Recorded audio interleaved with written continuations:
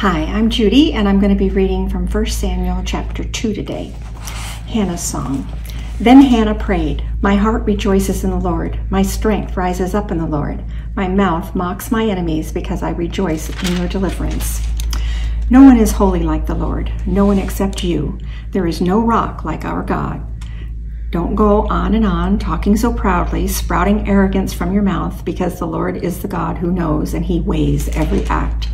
The bows of mighty warriors are shattered, but those who are stumbling now dress themselves in power. Those who are full now sell themselves for bread, but the ones who were starving are now fat from food. The woman who was barren has birthed 7 children, but the mother with many sons has lost them all. The Lord, he brings death, gives life, takes down to the grave, and raises up.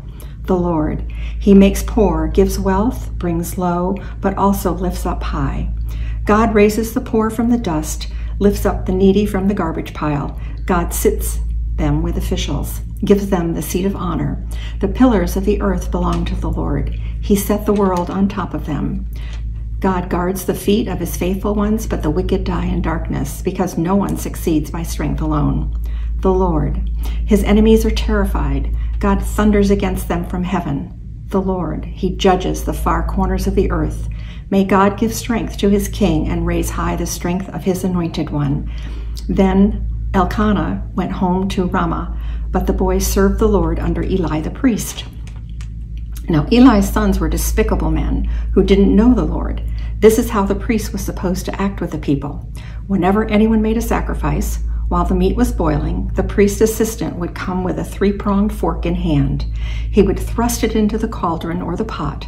Whatever the fork brought up, the priest would take for himself. This is how it was done for all the Israelites who came to Shiloh. But with Eli's son, even before the fat was burned, the priest assistant would come and say to the person offering the sacrifice, "Give the priest some meat to roast. He won't accept boiled meat from you." If anyone said, "Let the fat be burned off first, as usual, then take whatever you like for yourself," the assistant would reply, "No, hand it over now. If not, I'll take it by force." The sin of these priestly assistants was very serious in the Lord's sight, because they were disrespecting the Lord's own offering. Now Samuel was serving the Lord. He was a young boy, clothed in a linen priestly vest. His mother would take a small robe for him and take it to him every year when she went up with her husband to offer the annual sacrifice. Eli would bless Elkanah and his wife.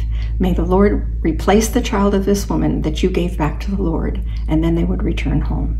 The Lord paid attention to Hannah, and she conceived and gave birth to 3 sons and 2 daughters. Meanwhile, the boy Samuel grew up in the Lord's service. Eli was very old, but he heard everything his sons were doing to the Israelites, and how they had sex with the women who served at the meeting tent's entrance.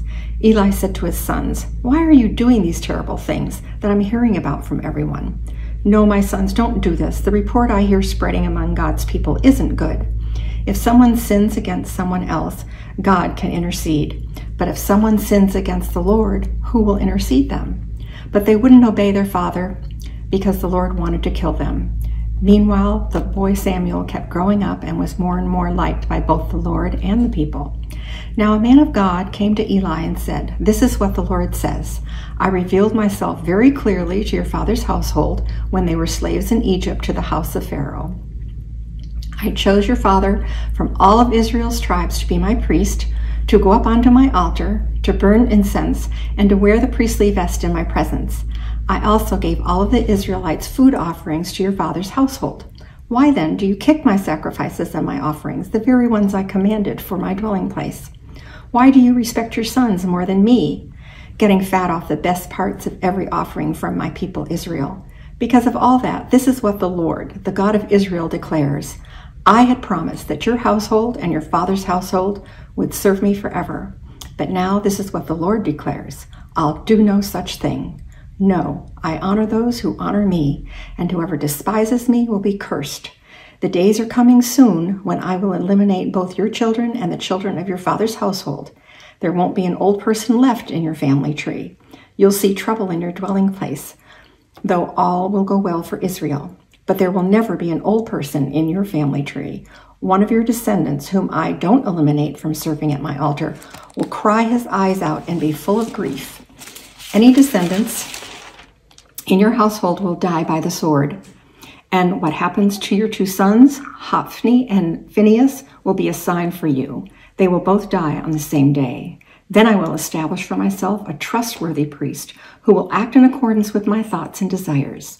I will build a trustworthy household for him, and he will serve before my anointed one forever. Anyone left from your household will come and beg him for a bit of silver or a loaf of bread, saying, "Please appoint me to some priestly duty so I can have a scrap of bread to eat."